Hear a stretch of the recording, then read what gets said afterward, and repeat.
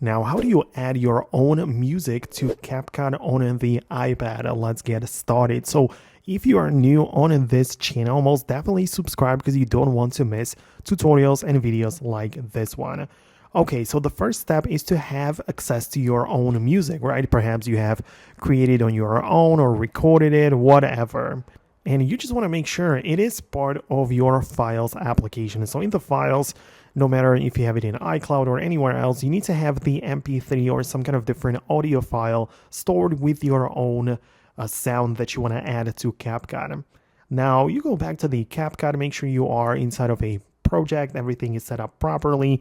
And below the video layer, we naturally have the add audio button. And this lets you click on that.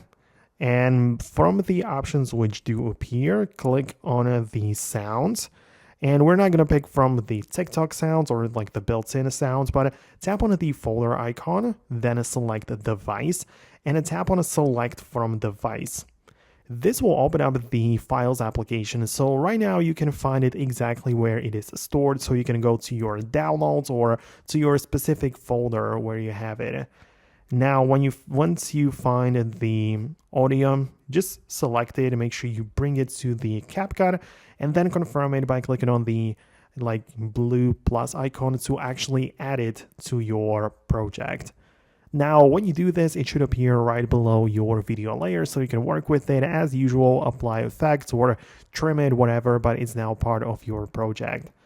So let me know in the comments below if you managed to make it work. Thanks a lot for watching. Subscribe so you don't miss tutorials like this one, and I'll see you later in the next videos as well.